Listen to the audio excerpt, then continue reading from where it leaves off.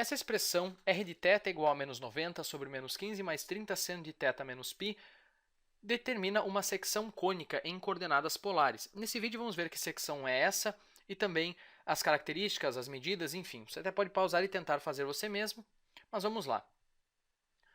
Em primeiro lugar, nós temos que tentar deixar essa expressão na forma mais padronizada. R de θ é igual a ED sobre 1 mais E vezes o cosseno de θ. O θ aqui até pode variar, mas o 1, o mais e o cosseno são muito importantes. Então vamos começar transformando esse menos 15 em um mais 1. Bom, podemos fazer isso dividindo o denominador dessa expressão por menos 15. Afinal, menos 15 dividido por menos 15 fica mais 1. Mas para não alterar o valor da expressão, temos que dividir o numerador por menos 15 também. Então nós vamos ficar com menos 90 sobre menos 15 é 6, menos 15 sobre menos 15 é 1, mais 30 seno de θ menos π sobre menos 15 é menos 2 vezes o seno de θ menos π. Agora vamos transformar esse seno de θ menos π em um cosseno, o que é bem simples, porque o seno de um ângulo é igual ao cosseno do complemento desse ângulo. Então, o seno de θ menos π é igual ao cosseno do complemento de θ menos π. E qual é o complemento de θ menos π? Bom, é π sobre 2 menos θ menos π. É justamente isso que é o complemento, é o que falta para chegar em π sobre 2, é o que falta para chegar no 90 graus. Então, isso é igual ao cosseno de π sobre 2, distribuindo o menos, fica menos θ mais π. Isso é igual a cosseno de menos θ, π mais π sobre 2 é 3π sobre 2. Agora vamos deixar esse menos θ positivo. Bom, para fazer isso, nós podemos multiplicar esse ângulo aqui por menos 1, mas para não alterar o valor, nós temos que multiplicar o cosseno aqui fora por menos 1 também. Temos que pôr um menos aqui, porque nós sabemos lá da trigonometria que o cosseno de menos alfa é igual ao cosseno é igual a menos o cosseno de alfa. Então, nós podemos pegar o oposto de todo o ângulo aqui, desde que nós também peguemos o oposto do cosseno. O cosseno de menos algum ângulo é igual a menos o cosseno daquele ângulo. Então, nós vamos ficar com menos o cosseno de menos θ vezes menos 1 é θ, menos 3π sobre 2, aliás, 3π sobre 2 vezes menos 1 é menos 3π sobre 2. Então, nós acabamos de ver que menos cosseno de θ menos 3π sobre 2 é exatamente a mesma coisa que seno de θ menos π. Então, vamos substituir. Isso vai ser igual a 6 sobre 1 menos 2 vezes, vamos substituir ali, seno de θ menos π é menos o cosseno de θ menos 3π sobre 2. Isso é igual a 6 sobre 1. Menos 2 vezes menos cosseno fica mais 2 vezes o cosseno de θ menos 3π sobre 2. Agora, essa expressão, que é igual a r de θ, está na forma padronizada. E é só nós compararmos para determinar os valores de E e de D. A excentricidade é aquilo que multiplica o cosseno. Então, o E é igual a 2. O E aqui é igual a 2. Nós já sabemos, então, que se trata de uma hipérbole. A excentricidade é maior do que 1. O numerador é a medida chamada semilatus rectum, ou a metade do comprimento da corda focal mínima, que é ED. Então, o ED tem que ser igual a 6. O E é 2, portanto, o D tem que ser 3. Nós sabemos que numa hipérbole o A é igual a DE sobre E ao quadrado menos 1. Se fosse uma elipse, seria 1 menos E ao quadrado no denominador, mas é uma hipérbole. Então, DE é 6, E ao quadrado é 4 menos 1, 3, o A é 2. Nós sabemos que E é definido como sendo C sobre A, portanto, C é igual a A vezes E. O A é 2, o E é 2, então C é 4.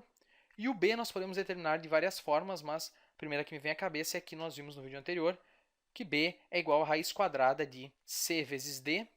Isso é igual a raiz quadrada de C é 4, o B é 3, aliás, o D é 3. Então, isso fica igual a raiz quadrada de 4 vezes a raiz quadrada de 3, que é 2 vezes a raiz quadrada de 3. Isso é o B.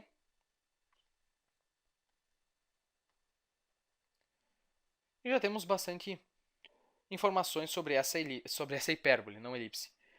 Vamos fazer o gráfico então. Bom, como seria o gráfico da hipérbole se nós tivéssemos simplesmente 6 sobre 1 mais 2 cosseno de θ? Bom, o gráfico seria algo mais ou menos assim. Vamos fazer aqui o eixo x, o eixo y.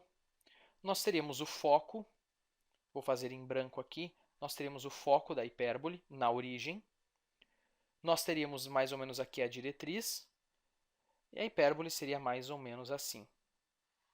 Isso se fosse 6 sobre 1 mais 2 cosseno de θ. Mas nós temos cosseno de θ menos 3π sobre 2. Isso significa que o gráfico sofreu uma rotação de 3π sobre 2 radianos no sentido anti-horário, ou seja, ele foi girado 270 graus, 3π radianos no sentido anti-horário em relação à origem. Então é só nós pegarmos esse gráfico aqui e girar ele 270 graus no sentido anti-horário. Tente imaginar isso na sua cabeça. Mas de fato não é muito fácil, nós podemos fazer por partes. Primeiro nós podemos girar o gráfico 90 graus no sentido anti-horário. Então vamos pensar, esse ramo da hipérbole vai girar 90 graus, vai ficar mais ou menos assim. O foco não muda de lugar porque ele está ali na origem e toda a rotação ocorre em torno da origem. A diretriz vai ficar horizontal e esse outro ramo da hipérbole vai vir aqui para cima. Agora, para fazer o restante da rotação, os 180 graus restantes, nós podemos simplesmente espelhar essa hipérbole em relação ao eixo x. Então é só fazer um espelho. Então, esse ramo aqui, espelhado em relação ao eixo x, vai ficar mais ou menos assim. A diretriz vai vir mais ou menos para cá. E esse outro ramo, espelhado em relação ao eixo x, vai ficar mais ou menos assim. Então, esse aqui é o formato básico da nossa hipérbole, que está aqui em vermelho. Mas nós podemos fazer melhor do que isso. Vamos fazer o gráfico aqui do lado.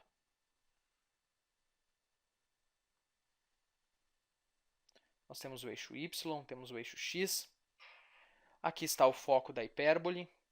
Aqui está o foco dela. E onde está a diretriz? Bom, o d é igual a 3. O d é a distância do foco até a diretriz. Então, como a diretriz está aqui para baixo, é só nós descermos 3 unidades. Então, menos 1, menos 2, menos 3. A diretriz vai ser essa reta aqui. Vamos pegar uma outra cor. É a reta y igual a menos 3. Aqui está, então, a diretriz. Ela está horizontal. Agora, cadê o centro da hipérbole?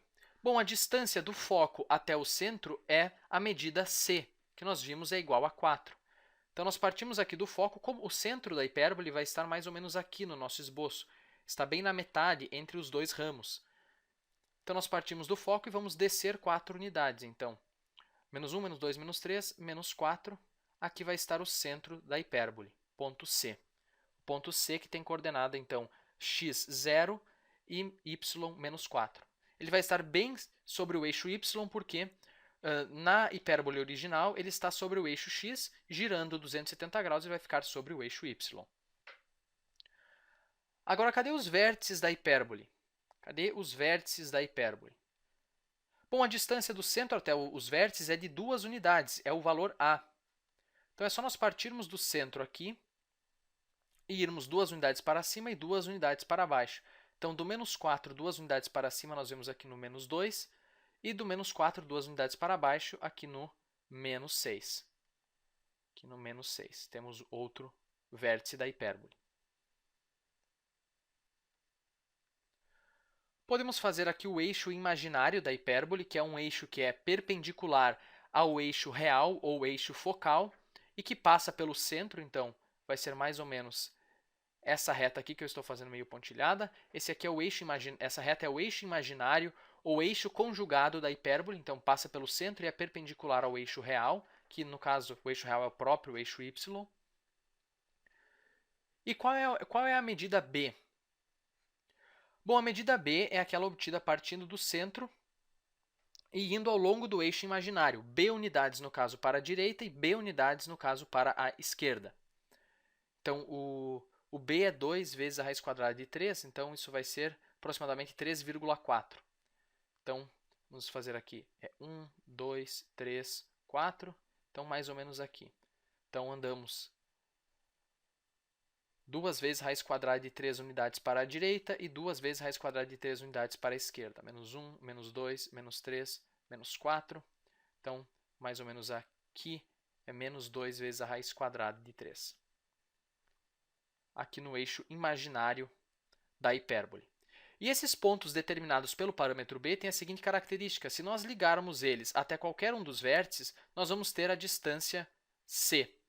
Então, a C minúsculo, no caso, não esse C maiúsculo, que é o centro.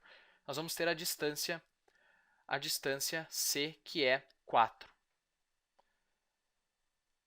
Então, poderíamos marcar aqui a 4, 4, 4, mas não é necessário. E se nós passarmos aqui uma reta vertical por esse ponto, uma reta horizontal por esse vértice, uma reta vertical por esse outro ponto e uma reta horizontal paralela ao eixo imaginário por esse ponto, nós vamos determinar um retângulo. Vamos determinar aqui um retângulo. E as diagonais desse retângulo são as assíntotas da hipérbole. Então, nós podemos fazer aqui as assíntotas, são as diagonais desse retângulo, determinados ali pelos vértices. O retângulo é determinado pelos vértices da hipérbole e também por esse ponto aqui, que é por esses dois pontos determinados usando o parâmetro b.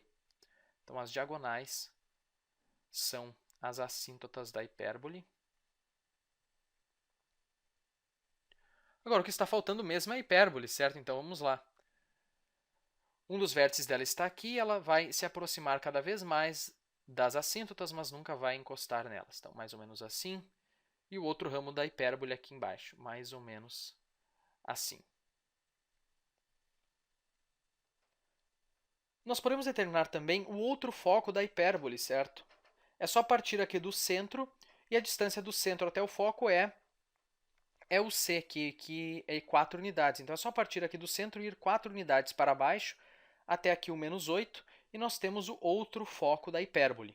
Mas nós só precisamos da diretriz de um foco para determinar a hipérbole. Certo? E se você quisesse a outra diretriz também, você poderia partir desse outro foco e ir d unidades para cima, então do menos 8 até o menos 5, e aqui você teria a outra diretriz da hipérbole. Por simetria, a hipérbole tem 2 focos e 2 diretrizes. Então, a outra diretriz está aqui. Mas nós usamos essa aqui.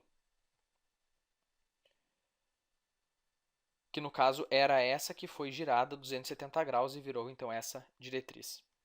Agora, faltaram ainda as equações das assíntotas, certo? Então, qual vai ser a inclinação das assíntotas? Bom, nós podemos usar aquela fórmula que a inclinação é igual a mais ou menos b sobre a, mais para uma das assíntotas e menos para a outra assíntota. Mas aqui, essa fórmula é válida quando a hipérbole é côncava para a esquerda e para a direita, aqui ela está côncava para cima e para baixo. Então, nós temos, na verdade, que inverter. A inclinação não vai ser mais ou menos b sobre a, mas sim mais ou menos a sobre b. Pelo seguinte motivo, nós podemos calcular a inclinação aqui nesse triângulo retângulo, a inclinação de uma das assíntotas. Então, a inclinação é a variação em y, que no caso é de 2 unidades, é o a, certo? É a distância do centro até qualquer um dos vértices, dividido pela variação em x, que é 2 raiz de 3. Então, é a dividido por b. Então, por isso que nós temos que inverter a fórmula. Então, a dividido por b fica, vamos ver, 2, vamos fazer aqui, bom, está uma bagunça, vamos apagar isso aqui.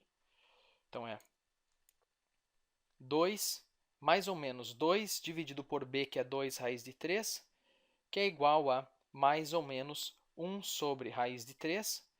Podemos racionalizar multiplicando o numerador e o denominador por raiz de 3, ficamos com raiz de 3 sobre 3. Então, o mais é para essa assíntota aqui, que é crescente, e o menos é para essa assíntota aqui decrescente. Você já deve estar lembrado que a inclinação das assíntotas é igual à tangente do ângulo que elas formam com o eixo x. E tangente de 30 graus é raiz de 3 sobre 3. Então, esse ângulo aqui nós já sabemos é 30 graus, porque a tangente de 30 graus é a inclinação dessa assíntota. Da mesma forma, o ângulo que a outra assíntota forma com o eixo x é 150 graus. Tangente de 150 graus menos raiz quadrada de 3 sobre 3. Agora, qual é a equação?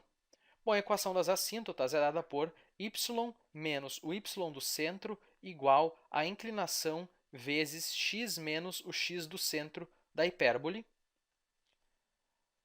Bom, o x do centro da hipérbole é zero, então podemos só ignorar isso aqui. O y do centro é menos 4, então menos 4 fica mais 4. Então, y mais 4 é igual a mais ou menos raiz quadrada de 3 sobre 3 vezes x. Agora, subtraindo 4 dos dois lados, nós ficamos com y é igual a mais ou menos raiz quadrada de 3 sobre 3x menos 4. Então, aqui estão as equações das assíntotas. O mais determina uma delas e o menos determina a outra. Podemos determinar ainda mais uma medida, que é a medida da corda focal mínima, ou o latus rectum, que é simplesmente o dobro de E vezes D. E vezes D é 6, o dobro disso é 12. Então, e a corda focal mínima é aquela corda que passa pelo foco, é aquela corda, ou seja, é um segmento de reta que tem as duas extremidades na hipérbole que passa pelo foco e tem o menor comprimento possível. Essa é a corda focal mínima. Então, essa medida aqui é 12. Então, nós já podemos dizer que aqui nós temos 6 e aqui nós temos menos 6, a coordenada desses pontos aqui. Certo? 6 para um lado, 6 para o outro, dá um total de 12 unidades. Se eu pegasse a metade, seria então só a metade da corda focal mínima, ou semi-latus rectum. E vai lembrar que a corda focal mínima sempre vai ser, né, paralela à diretriz. Enfim, era isso por esse vídeo, eu espero que você tenha gostado e até o próximo.